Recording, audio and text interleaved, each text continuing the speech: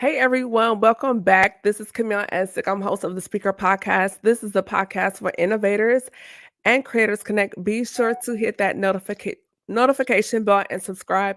We have a lot of great things coming up for this show as we kick off the month of May with new faces, and new conversations. So right now, go to Facebook and subscribe. Follow us at Facebook at the Speaker Podcast, on YouTube at Camille Esick, and also on Instagram at Camille.Esick. Or you can send me an email at the Speaker Podcast at gmail.com. And if you have not heard, I've launched my website. It's now out and available. So you can go right now and subscribe at CamilleEssick.com. That way you get all the latest, a little bit about me and the podcast. With that being said, y'all, I'm so excited to have this guest here tonight. She is a sister. I'm getting to know her more and more. She is fabulous. And we're going to get to all those things. But right now, we want to welcome the one and only Destiny King Cannon to the Speaker Podcast. Hey! Hey. I'm so excited you're here. You're doing so many and major things there in the greater Atlanta area and across the country. So those that are not familiar, just let the listeners and viewers know a little bit about who you are and what you do. Yes, so thank you first for having me on here. It's an exciting experience being on the Speak Her podcast. Okay. You are also making tremendous waves, and I honor you. You always do everything that I see in such excellence and Thank you. integrity. So thank you for having me on here. So as you said, I am Destiny King Cannon, better known as Destiny Inspire, the confidence queen.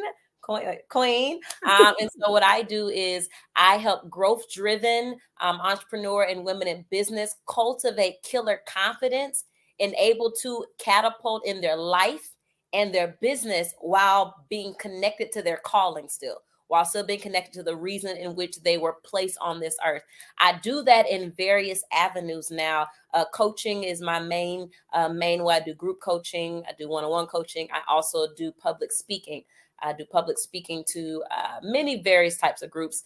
More recently, I do radio now. So I'm a radio show host, and I'm also a best-selling author. So that's a little bit about me. But more than that, and above all, I am a daughter of God. I am a servant, and I serve. So in different capacities, but at the core, I serve. Thank you. Just for that amazing insight to who you are. I kind of want to pick that apart a little bit more because it seems like you just have such a vast experience as far as wearing different hats. So for me, I'm naturally an introvert, Destiny, and so doing podcasting has been such a journey because I was comfortable just doing the streams, not doing the lives, and being pushed out of my comfort zone. So that kind of leads us into our first portion of this conversation as far as what has that been like for you, like your inspiration, and then stepping out into your comfort, out of the comfort zone, into all these different areas? Yeah, so interesting you should say that, Camille. I am definitely an introvert. I cannot tell. Right. People, if you don't like know me personally, never been around me like in a personal setting, you would never know, because when it's time for me to show up in my power, I call it, or in my gift, it's like a grace that God gives me to operate how I do. But outside of being Destiny Inspired, the confidence queen, speaker, author, coach, just Des, like your girl Des, she's somewhere in a corner. She's somewhere silent. She just watching. She ain't got nothing to say. Too much interactions with people. She need to be in the house to recover at least 24 to 48 hours. So like that's literally me. But it's also a beautiful thing because it also shows apart from my gift, my skill set, my training, all of those things, I also believe in the power of the Holy Spirit, which overshadows our human weaknesses. And I wouldn't call introvertism, make a word, a weakness. However, it can create weaknesses when it prohibits us from showing up in our full power. So it's been interesting because initially I started in the background as a background person that does, I started the media ministry in my home church growing up. Like I started all the social media pages, all of the content, all of the going live. We didn't believe in TV and going live back then. Like that wasn't a thing. So I was always the background person. I did all the visuals, all the presentations, so it took a lot for me to finally come to the forefront because I enjoyed being the person that pushed everybody else. I enjoyed being the brains behind operations. I was cool with that. You don't got to see me. You don't got to know my name.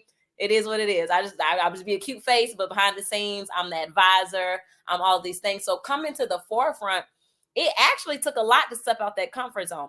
And I'm going to tell you this. not only did it take a lot, it consistently takes a lot for me to keep staying outside that comfort zone. Because you mentioned it with podcasting, just in the audio, you can just be in it, like, you don't got to see me. No face, Hi. no case. No face, no case, right? Yeah. But when you put yourself in front, I still have to make myself get in front of camera. Like, I rarely go live, and I've tried to start making myself go live more just from the radio show. But communication is my strong point, but I like to do it from behind the scenes. So stepping out of your comfort zones is important because it'll kill you. You know, it can kill what's inside of you when you don't. And I first got my start doing that, without going too deep into the story. I heard E.T., Eric Thomas, E.T. the hip hop preacher. I was introduced to him on a video, and I watched him. He has a video called Love Conquers All. During that time, I was going through a horrible divorce. I was going through so much depression, so many things in my mind.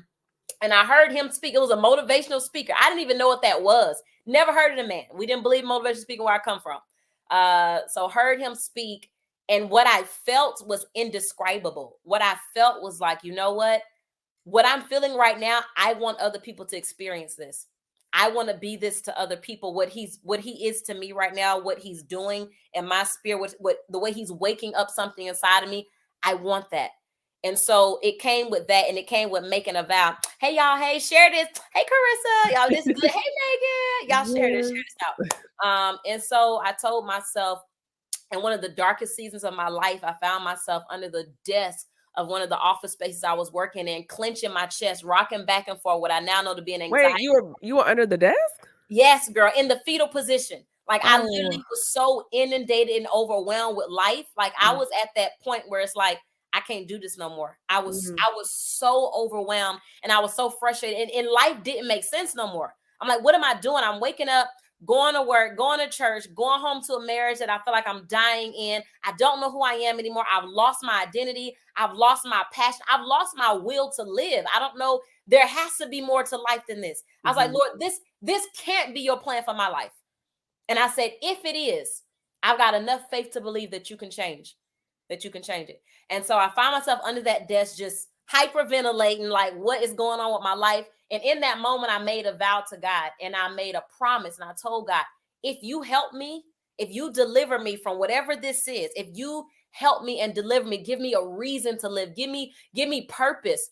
I promise to be to other women everything that I need for myself right now.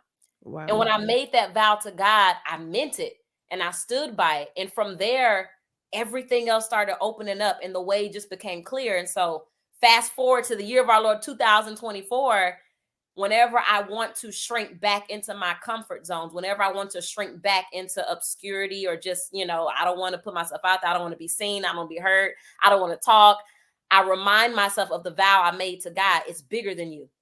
So Mm. your comfort zone is not just about you. You have to get outside of it and intentionally make yourself uncomfortable, because it's no longer about you. It's about the women you're called to help, and men. And it's about keeping the vow you made to me. Because if you make a vow, different not to pay it. So that's what it's been like for me on this journey. It's a daily thing. It's a daily thing.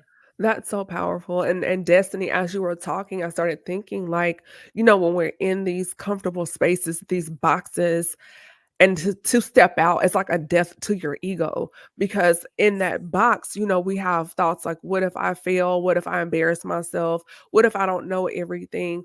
But stepping out requires faith, because we don't know everything. We don't have all the skill sets. And I've told people before about, with me sharing, starting the podcast, I had my own lash brand at the time I started the speaker podcast. So I was really behind the scenes, and I knew nothing about digital media. I didn't know anything about graphic design. I didn't even have money to do it.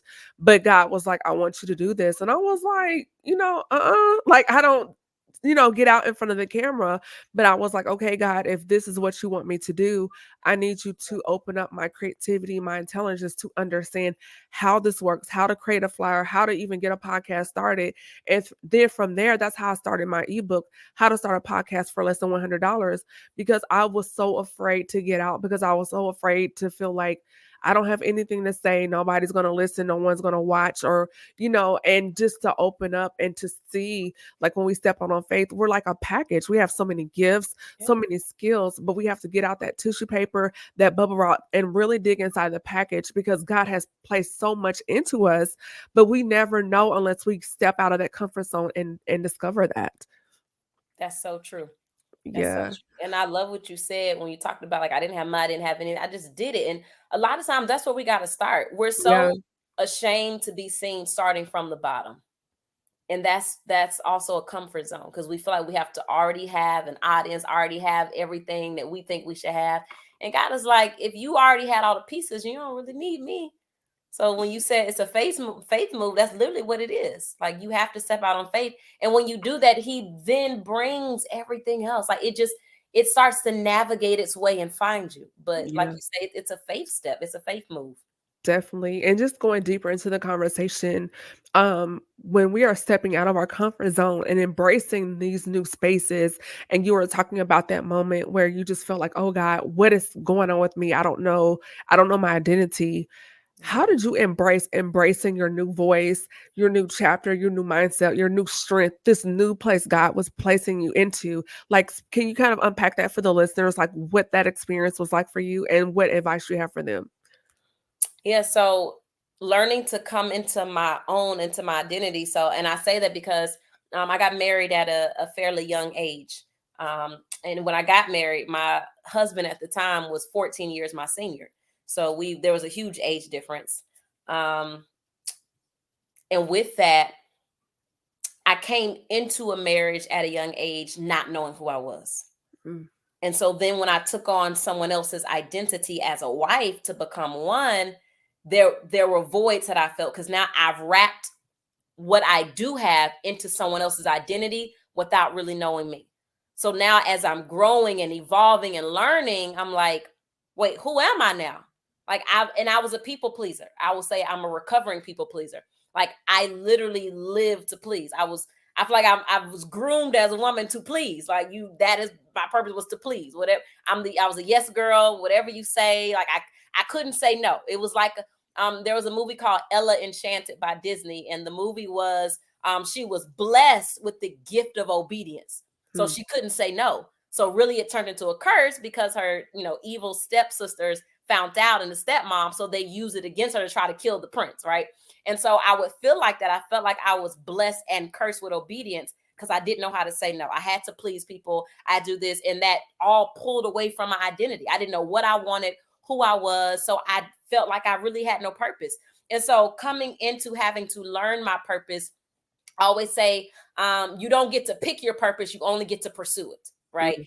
And so I had to make an intentional decision.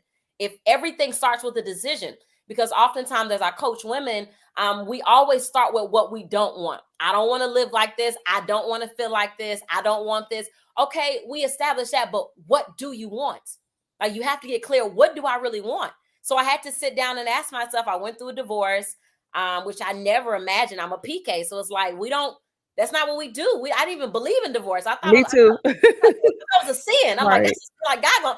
Girl, I went through the Bible trying to find scriptures to justify. I was like, yeah, I have nothing there. I don't fit in those qualifications. So I thought. I'll put it like that. So I thought at the time. So I ended up getting a divorce, and when I was on that journey of having to now rediscover who is Destiny, I've been a wife for so many years. I've been, I worked in ministry as this person. I've been this person's daughter. I've been, so I'm like, who is Destiny? So I first had to make the decision, okay, what does Destiny want out of life? Like, Mhm. what do you really want? You know what you don't want, but what do you want? And once I decided what I wanted, I then, of course, had to submit my will to God. Okay, God, this is what I'm feeling. Is this your desire for my life, though? Because the Bible says he'll give you the desires of your heart. But here's the thing. When you have now become one with the Father, Jesus prayed and said, Father, make them one with you, even as you and I are one. So when you become one with God, his desires become your desires, right? So what you're feeling is from God anyway, because he put the desire in you. So I had to go back to my roots and seek God for myself. Like, okay, Lord, what do you have for my life? You said before I formed you in your mother's belly, I knew you. Okay, who did you know?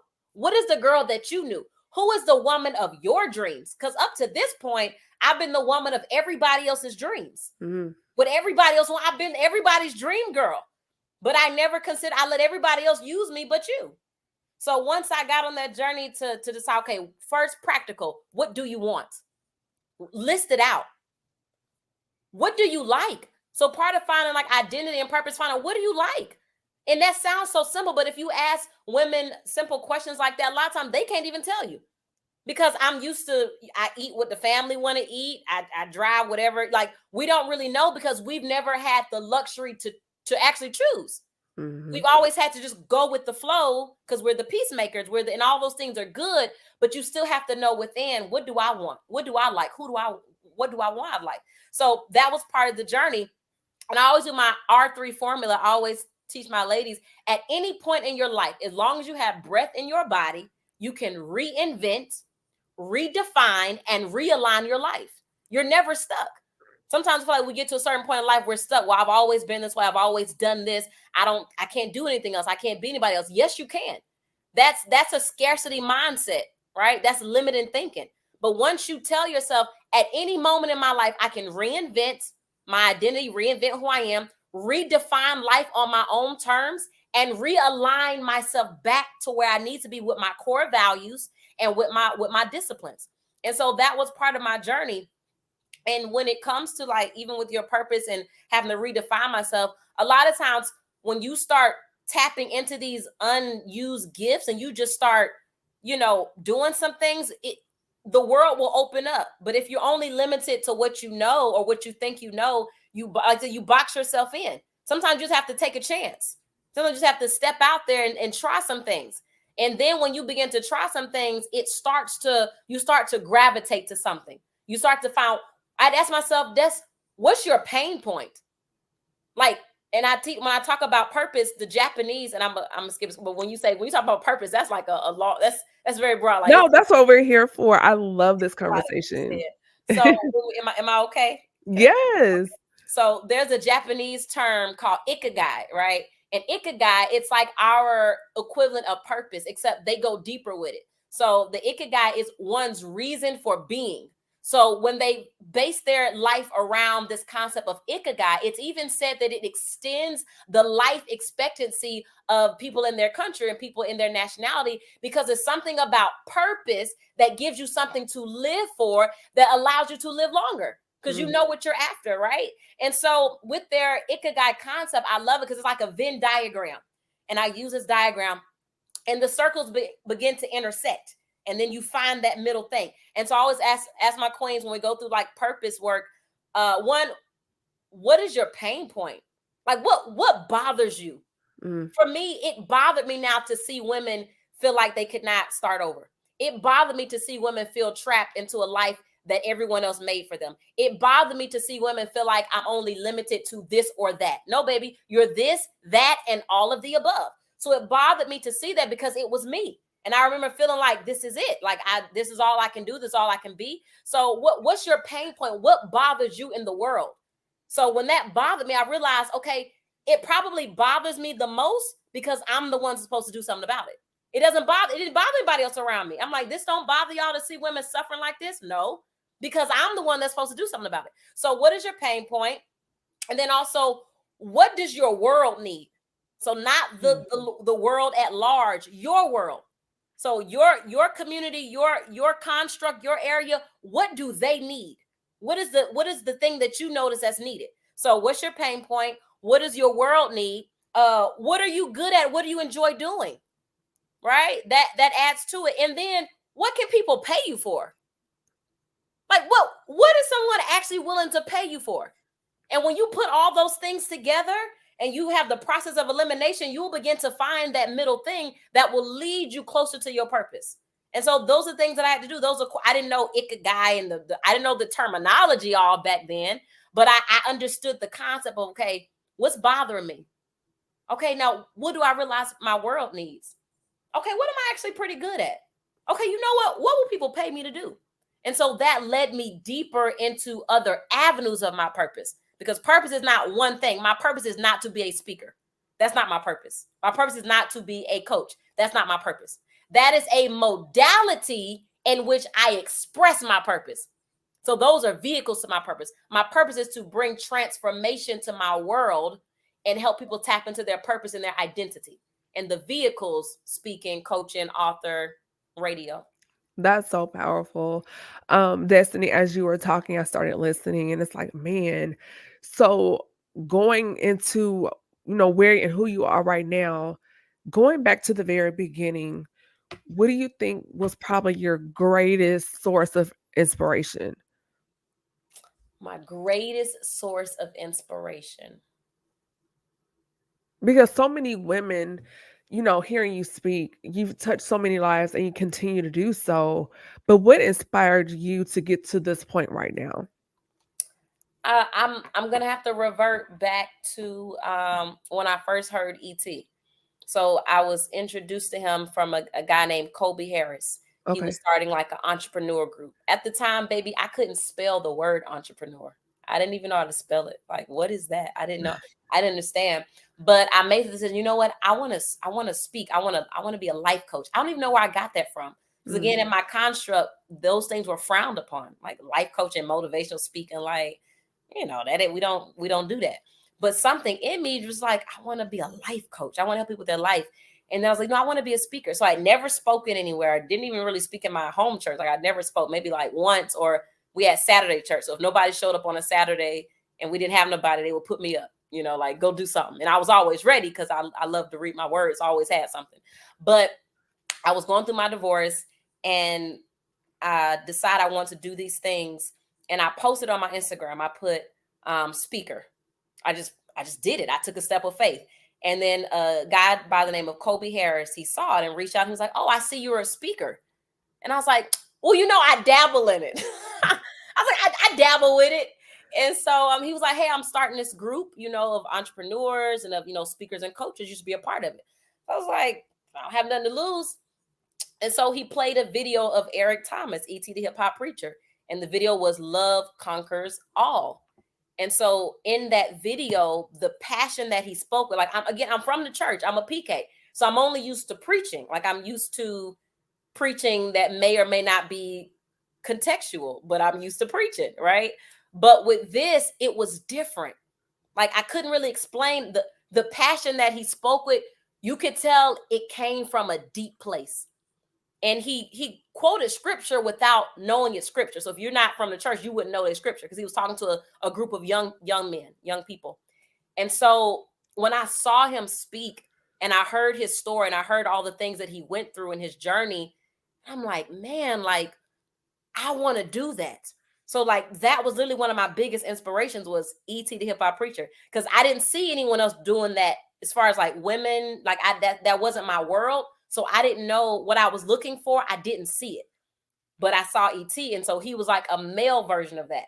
okay. So that sparked it, and that's what got me into really on this journey. Before I was a coach or out there, that is what did it. Now I will say what boosted my confidence to be able to step into it was Mhm. when I got into fitness, which is what you would think would Let's not. talk about that because I saw your post and I was like, "What?" I just never because we when we think of bodybuilders, we think of these big, Big. bulky, or even women that are masculine, and you're clearly very feminine. So let's kind of slide right over into the fitness journey.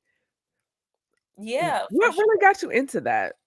So every year we always come up with these New Year resolutions, right? Every year we're like, this year I'm gonna do this. And so every year I kept saying, you know what, I'm gonna gain weight. I've always been a very petite woman, aka I was skinny. Like I was very skinny. We Like need to trade because, like, honey. I was cute, but I had like a little boy body. Like I was very just tiny, and it was an insecurity for me. I was Mm, very insecure. People would love to come up to me and like put their hand around my waist, just random, like, "Oh, you're so tiny," and that was so uncomfortable. I oh, didn't like wearing pants because I felt like people would pick at my legs because my legs didn't touch. Like I was so skinny and so tiny that it affected my confidence and my self esteem. And so I kept saying, I'm a gain weight, but I didn't know how to do it on my own. because I come genetically, I'm built and predisposed to be small. My father's small. Everybody on his side of the family is small, my cousins. And so I said, you know, I'm going to get a trainer. I'm going to take it another step further. I'm not just going to keep saying this every year. I'm going to get a trainer. So I initially got a trainer just to try to gain weight, figure out how do I work out to gain weight. So on that journey, I was going through my separation and then my divorce. So what started as just something to put on weight and size, it became my therapy. That was before I got real therapy. Going to the gym, it was more mental than it was physical. Because for me, metaphorically speaking, if I can lift the weight of all of this pressure, if I can lift these heavy pounds of weight physically, then spiritually, mentally, and emotionally, I can lift any kind of weight. There's nothing I can't lift. So it had a strong mind-body connection that allowed me to be able to deal with and cope with my life better. And then as I began to see my body take form and take shape, and I began to see my muscles, I began to see these things, it built up my confidence because I finally had control over something. Because I couldn't control anything else in my life, so I thought. But I can control my body. I can control what I eat. I can control how I want my muscles. I can control my physique. I can decide, do I want to be bulky? Do I want to be slim? Do I want to be slim thick? Do I want to, I want to be muscular? So I got to control that. In that sense of control in a healthy sense, it gave me the confidence I needed to now make other steps. It's a domino effect. So once you build it up in one area, it transpires and it spills over into everything else that you do. That's so powerful. Um, when we look at fitness and you were mentioning mental health, it really does tie together, even from a spiritual sense, because the word talks about our bodies being temples, and we talk about stewardship. And we always think about just our body, finances. We think about stewardship, but stewardship also incorporates our body, what we eat, Yes. even how we think. So tapping into that, going deeper into this conversation, Destiny, what do you say to women that have come out of maybe divorce, life changes, and just unpacking the true power of pivoting, not only just within your spiritual self, but in your mental self, your emotional self, or even in your physical self? Yeah, I would tell women, for one, you deserve to live and experience the highest version of yourself. Like, you deserve that. Because we help everyone else become the highest version of themselves. We're always motivating and pushing and cheerleading and championing, but we don't take that time to pour back into ourselves and realize, like, I need to pivot in these different areas of my life to succeed in all of them. A lot of times we settle for one area of success. Sometimes we may just settle for success in the boardroom, success in the office. Well, as long as I'm doing good at work, that's good enough for me. It gives me some sense of, happiness or accomplishment. When no, once you have mastered or come to a good place in that area, now let's keep going. Let's move on to the next thing. How is your health, your mental health, your physical health? On my radio show, every time I open up the mic, I say I got two questions and two questions only before we go into the next segment. Question number one, and I got a button, a hot key that says King, and in the hot key I ask, "What are you feeling?" Not how. What are you feeling? Mm. What headspace are you in right now? Have you taken a moment to sit with yourself and feel your heart space? How's your heart space? Are you in a good heart space? Because men as well as women, sometimes they don't take the time either and really dissect, what am I feeling right now? Not Mhm. just how, but what. Put language to it. I'm good. I'm fine. Also, my coins, fine is not a feeling. Don't tell me you're feeling fine. No, let's break that down. And so I ask my king, then I say, Queen, and then I ask my queens, what are you feeling right now? How's your head space? How's your heart space? And I say, take a moment, do a self check, check in with yourself, because you deserve that. You can't, we're human beings, not human doings. And we get into this rat race of doing instead of just being and becoming. And so I would tell women, you have to give yourself the permission. And even though you don't need permission, sometimes we need to hear it though. You have permission to sit with yourself, to pivot to the different areas of your life that we compartmentalize. You have permission to pivot through each of those areas and see, how can I improve in them? How can I become better for me? How can I become a better mother? How can I become a better wife? But a lot of times that starts with your own self-care. And I say it's actually selfish not to have self-care. Because how selfish is it to say that you love your children, you love your spouse, you love your obligations, and yet they don't get to experience the best version of you? That's selfish. How selfish of me to give you the fumes, to give you the excess, instead of, the Bible says, my cup runneth over. Meaning, when I fill myself up mentally, emotionally, spiritually, then you get to drink from my overflow. Now that's self-care. It's Absolutely. selfish to not have self-care. It's selfish to not pivot into these areas of our lives and really sink into them. That's powerful.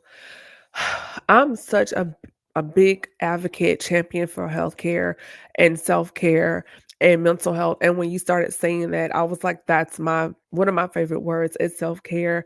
And I always try to make time to sit with myself. If I'm feeling away, I don't say just to stay in the feeling, but we do need to process feelings, thoughts, and experiences.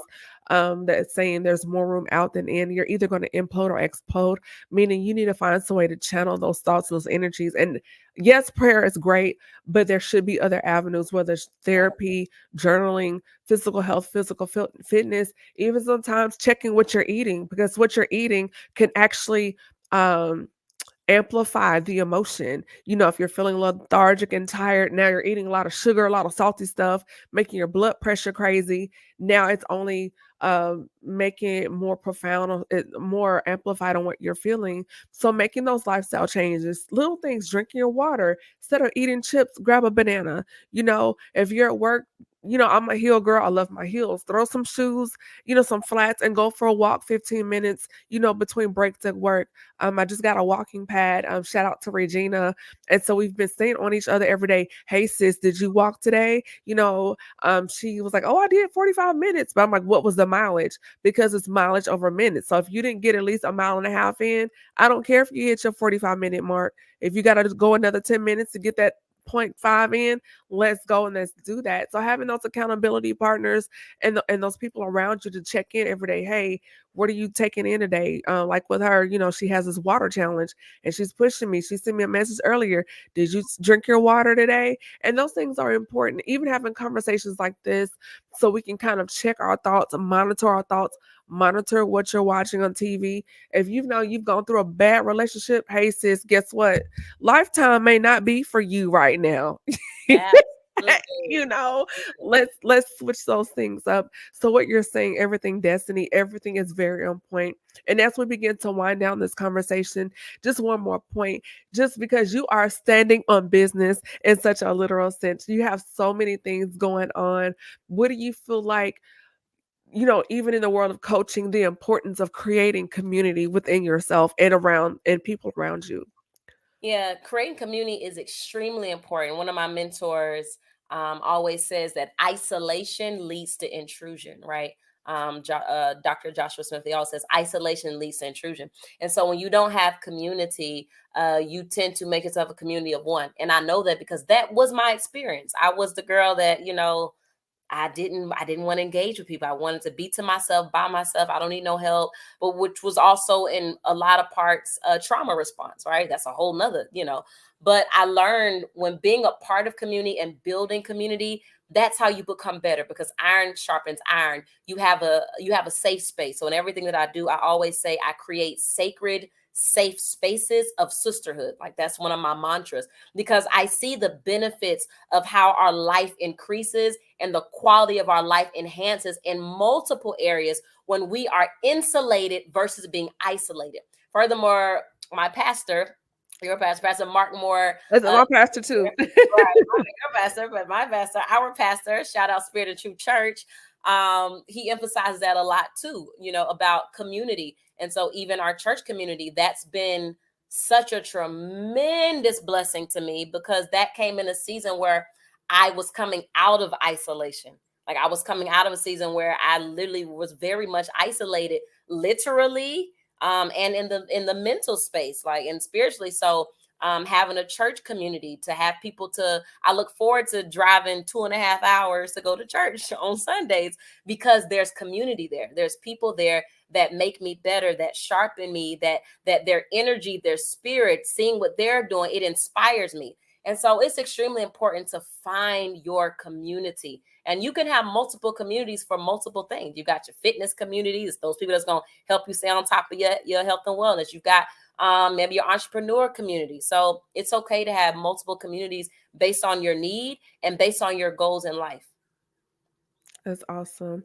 As we begin to wrap things up, what do you have coming up in the future, like books, projects, events, where people can find you on social media? And also, any takeaways or nuggets that you may have for the listeners and viewers as we begin just to wrap things up here. So, where can people connect with you on social media, takeaways, and just kind of like final thoughts?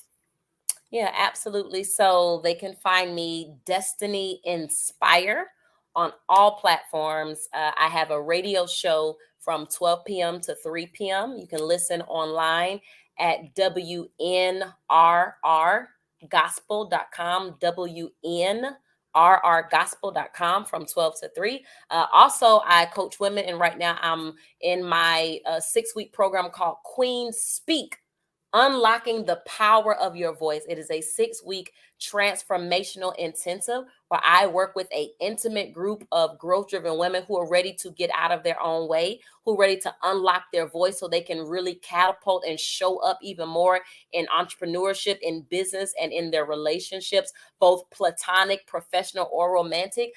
So you can text me. You can go to my website, destinyinspire.com, or you can text me directly and I'll text you right back at 706-306-3909. Text the word speak to 706-306-3909, the word speak. And I would love to see if that's a great fit for you, get you in there, and we can definitely work with you. Also on the radio show, I'm doing what's called an author spotlight now. I'm looking for authors, whether you're male or female, who have a transformational message through their book, and you want to reach your ideal audience or just reach more people with your movement. I'm doing an author spotlight, which is a live interview on air. You can also text me the same number, but text the word author to 706-306-3909. That's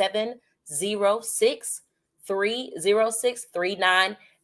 Other than that, I'm Destiny Inspire on all platforms. Destiny King Cannon, as well. You can find me there. And if I would leave any lasting words with anyone listening, I would tell you a quote by Mark Twain says there are two and most important days in somebody's life. One, the day they are born, and two, the day they find out why.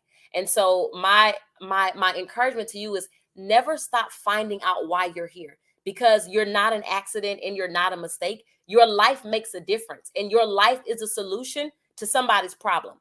Never stop seeking out the problem that you are the solution to, because it's bigger than just you.